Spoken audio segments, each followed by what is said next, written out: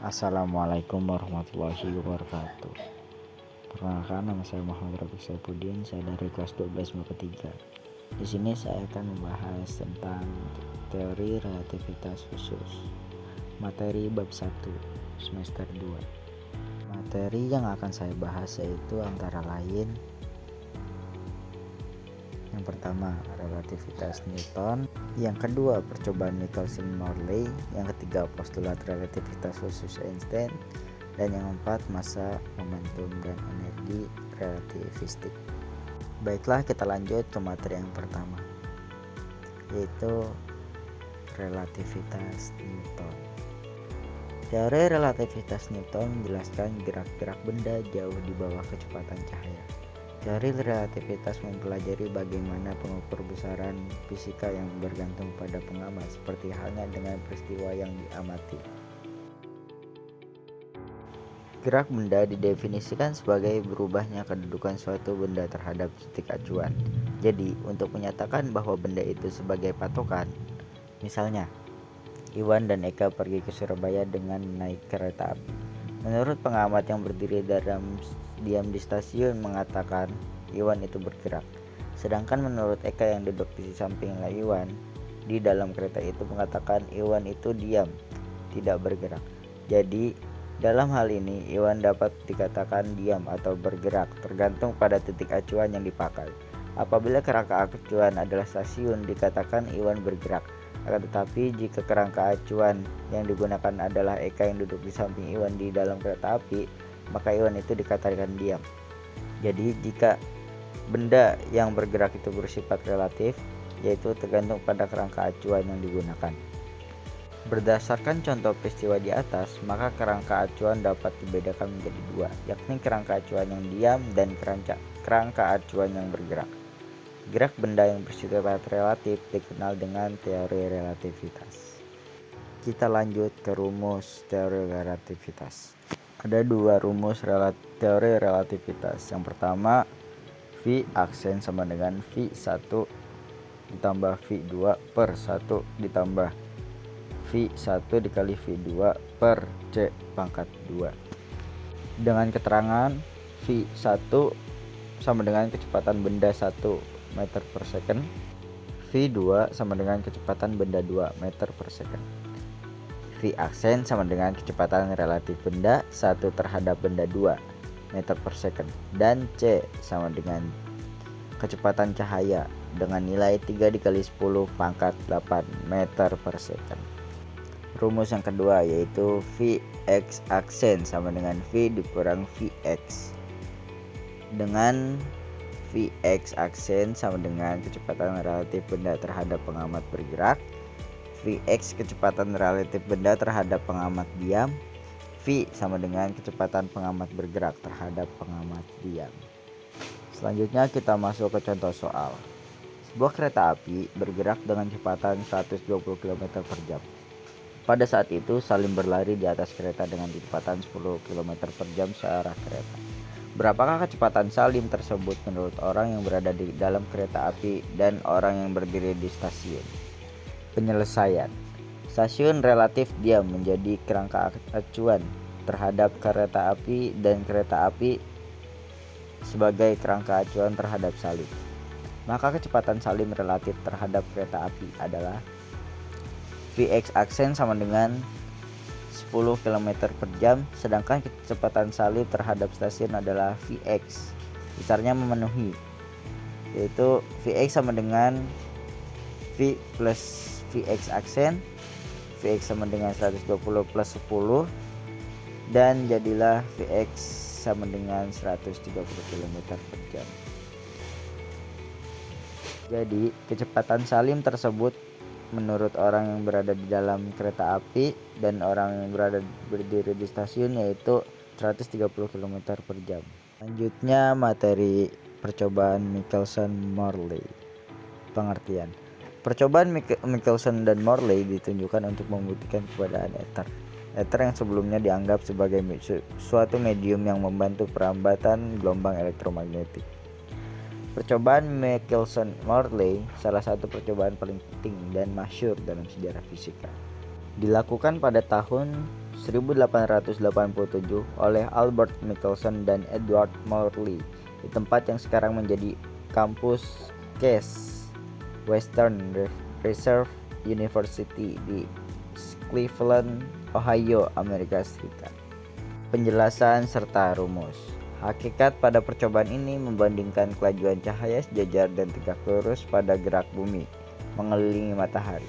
Andaikan ether itu diam di alam semesta ini, diharapkan ada kelajuan relatif ether terhadap bumi yang bergerak mengelilingi matahari. Percobaan ini berdasarkan prinsip penjumlah vektor dengan menggunakan penalaran gerak perahu yang menyeberangi sungai sebagai berikut. Bisa dilihat pada gambar 1. Gerak perahu menyeberangi sungai. Perahu A bergerak tegak lurus arus sungai dan perahu B sejajar dengan arus sungai. Perahu A bergerak menyeberangi sungai dalam lintasan tegak lurus sungai dan perahu B bergerak dengan lintasan sejajar dengan arus sungai. Dengan membandingkan waktu yang diperlukan untuk menempuh jarak pulang pergi dalam lintasan tegak lurus arus sungai dan waktu yang diperlukan untuk menempuh lintasan yang sejajar arus sungai dalam jarak yang sama, yaitu D seperti gambar 1. Jika kecepatan perahu itu C dan kecepatan aliran sungai adalah V, kecepatan sesungguhnya perahu A menempuh lintasan adalah dengan rumus yaitu TA sama dengan 2D per akar C pangkat 2 dikurang V pangkat 2. Untuk perahu B, kecepatan perahu sesungguhnya saat mengikuti arus adalah C plus V dan saat menentang arus adalah C dikurang V, sehingga waktu yang diperlukan untuk menempuh lintasan adalah TB sama dengan D per C plus V plus D per C dikurang V sama dengan 2 DC per C pangkat 2 dikurang V pangkat 2. Sehingga diperoleh perbandingan TA per TB sama dengan 2D per akar C pangkat 2 dikurang V pangkat 2 per 2DC per C pangkat 2 dikurang V pangkat 2 sama dengan C pangkat 2 dikurang V pangkat 2 per C akar C pangkat 2 dikurang V pangkat 2 sama dengan akar 1 negatif V pangkat 2 dikurang C pangkat 2. Apabila kecepatan perahu C diketahui dan dapat diukur, maka V dapat dihitung. Michelson dan Morley adalah perintis yang menggunakan contoh sederhana tersebut di atas untuk mencoba mengukur kecepatan aliran ether. Bila memang ether itu ada, perahu A dan perahu B diganti dengan pasangan berkas cahaya yang berasal dari satu sumber. Yang satu dipantulkan dan yang lain diteruskan oleh gelas setengah cermin seperti tampak pada gambar 2. Masing-masing berkas cahaya itu dipantulkan oleh cermin C1 dan C2 yang letaknya terhadap gelas setengah cermin. Berkas-berkas cahaya ini menggantikan peran perahu A dan B. Bisa dilihat dengan gambar 2. Itu percobaan interferometer Michelson dan Morley. Apabila kecepatan cahaya itu sebesar 3 dikali 10 pangkat 8 meter per second dan kecepatan ether relatif terhadap bumi sama dengan kecepatan tangensial bumi mengelilingi matahari, yaitu sebesar 3 kali 10 pangkat 4 meter per second, maka diharapkan ada selisih waktu antara TA dan TB. Adanya selisih waktu itu diharapkan antara gelombang cahaya yang berasal dari pantulan cermin C1 dan C2. Akan timbul perubahan pola-pola hasil interferensi yang terjadi pada layar pengamatan. Akan tetapi selama percobaan tidak pernah teramati adanya perubahan pola-pola interferensi yang terjadi. Hal ini menunjukkan bahwa tidak ada perbedaan waktu antara TA dan TB. Berdasarkan percobaan ini, Michelson dan Morley menyimpulkan bahwa hipotesa tentang ether itu tidak benar. Ether itu tidak ada. Kecepatan cahaya adalah sama untuk ke segala arah, tidak tergantung pada kerangka acuan inersial. Selanjutnya kita masuk ke contoh soal. Percobaan Michelson-Morley menggunakan sifat cahaya berupa interferensi atau interferon. Michelson dan Morley berharap dapat mengamati suatu pergeseran pada pita interferensi yang terbentuk pada alat diputar untuk 90 derajat untuk menunjukkan bahwa laju cahaya yang diukur pada arah rotasi bumi berbeda dengan laju pada arah 90 derajat terhadap arah rotasi. Kita masuk ke materi yang ketiga, yaitu postulat relativitas khusus Einstein. Postulat relativitas khusus adalah salah satu prinsip dasar dalam teori relativitas khusus yang dikembangkan oleh Albert Einstein pada tahun 1905. Postulat ini menyatakan bahwa kecepatan cahaya di ruang hampa adalah konstan dan sama bagi semua pengamat yang bergerak secara konstan. Artinya, tidak peduli seberapa cepat atau dalam arah gerakan apa benda tersebut bergerak, kecepatan cahaya akan selalu tetap sama. Postulat relativitas Einstein menunjuk pada kerangka acuan inersia yang bergerak dengan kecepatan konstan atau tetap relatif terhadap kerangka acuan inersia lainnya. Dari hasil kajiannya, Einstein mengemukakan dua postulat, yaitu yang pertama, hukum-hukum fisika memiliki bentuk yang sama pada semua kerangka acuan inersia. Yang kedua, kecepatan cahaya yang merambat di ruang hampa, udara atau ruang vakum bernilai sama untuk semua kerangka acuan inersia, yaitu sekitar C 3108 meter per second. A. Postulat pertama. Postulat ini didasarkan pada tidak adanya kerangka acuan umum yang dia mutlak, sehingga tidak dapat ditentukan mana yang dalam keadaan diam dan mana yang dalam keadaan bergerak. Misalnya, seorang berinisial A berada di dalam pesawat dan seorang berinisial B berada di permukaan bumi. Dari sudut pandang A, pesawat diam terhadap dirinya dan permukaan bumilah yang bergerak. Sedangkan dari sudut pandang B, permukaan bumi tempat dia berpijak yang tetap diam dan pesawat tempat A adalah yang bergerak. Itulah kenapa disebut relativitas ya, karena semua kerangka acuan ini inersianya kita pandang secara relatif, tergantung di mana sudut pandang kita berada. B. Postulat kedua. Postulat ini Einstein menyatakan bahwa kecepatan cahaya atau C yang merambat di ruang hampa udara atau ruang vakum bernilai sama untuk semua kerangka acuan inersia. Jadi, ketika kerangka acuan yang kita gunakan adalah kerangka acuan inersia, maka nilai kecepatan cahaya itu selalu sama, mau kita memandang dari kerangka acuan inersia yang satu maupun kerangka acuan inersia lainnya. Terus, kalau mediumnya berupa ruang hampa udara atau ruang vakum, kecepatan cahaya itu konstan, dinilai sekitar 3108 meter per second ya. Nah, dampak dari postulat kedua relativitas khusus Einstein ini menyebabkan segala pengukuran peristiwa relativitas harus dibandingkan dengan kecepatan cahaya, dan tidak ada kecepatan yang lebih besar dari kecepatan cahaya. Selanjutnya, kita memasuki contoh soal untuk postulat relativitas khusus Albert Einstein, yaitu seperti berikut beserta jawabannya.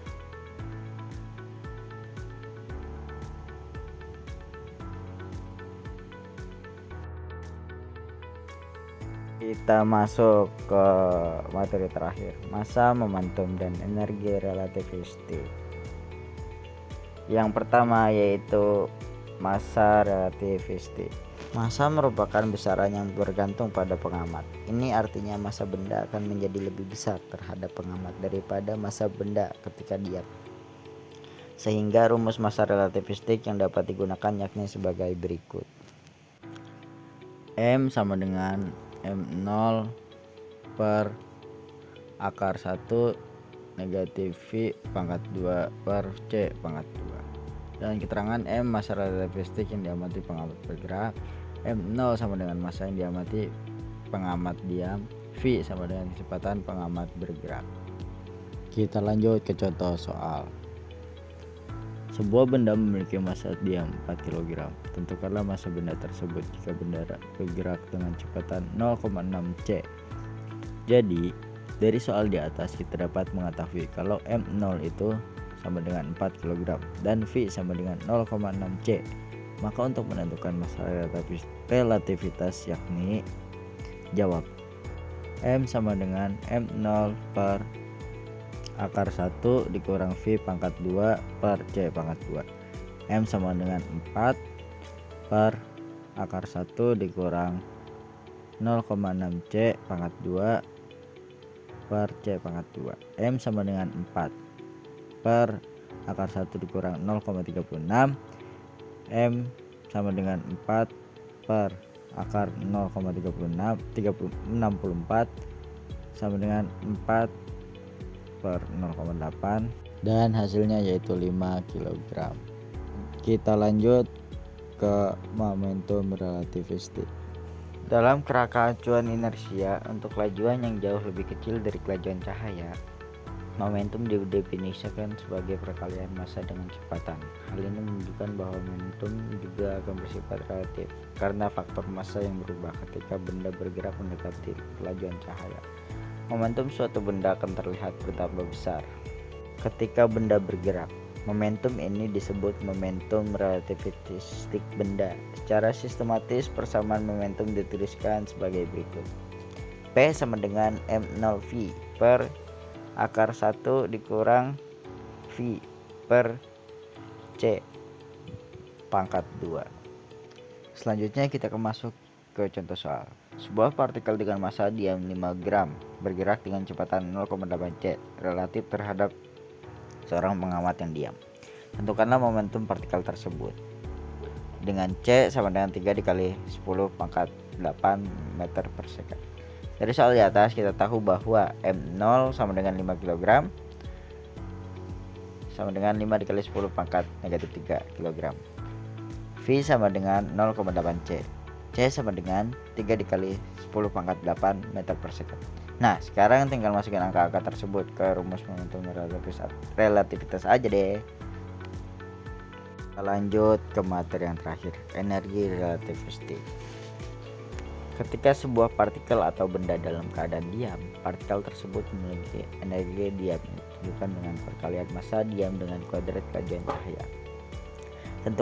Tentunya energi ini bukanlah energi potensial kimia yang tersimpan dalam benda.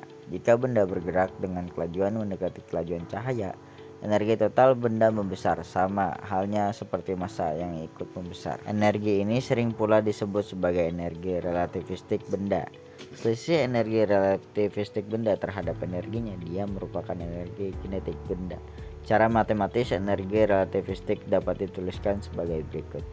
Rumus yang pertama yaitu P sama dengan M0V per 1 dikurang V per C pangkat 2. Rumus yang kedua yaitu EK sama dengan E dikurang E0 sama dengan E0 dikali 1 per akar 1 dikurang V per C pangkat 2 dikurang 1. Keterangan untuk persamaan di samping adalah E0 merupakan energi diam, E menunjukkan energi relativistik atau energi total, dan EK menunjukkan energi kinetik yang dimiliki partikel saat bergerak. Selain hubungan ketika energi di atas, salah satu hubungan yang sering kali menguntungkan dalam penyelesaian permasalahan fisika adalah hubungan energi dengan momentum. Hubungan kedua besaran tersebut dapat dituliskan sebagai berikut. EK sama dengan E dikurang E0 sama dengan E0 dikali 1 per akar 1 dikurang V per C pangkat 2 kurang 1. Keterangan untuk persamaan di atas yaitu P menunjukkan momentum benda, C adalah kelajuan cahaya, dan E menunjukkan energi relativistik atau total partikel. Selanjutnya kita ke contoh soal yaitu sebagai berikut. Materi sudah selesai. Bila ada salah-salah kata dari saya mohon dimaafkan. Sekian, terima kasih. Wassalamualaikum warahmatullahi wabarakatuh. Sampai jumpa di video selanjutnya. Materi bab 2. Bye bye.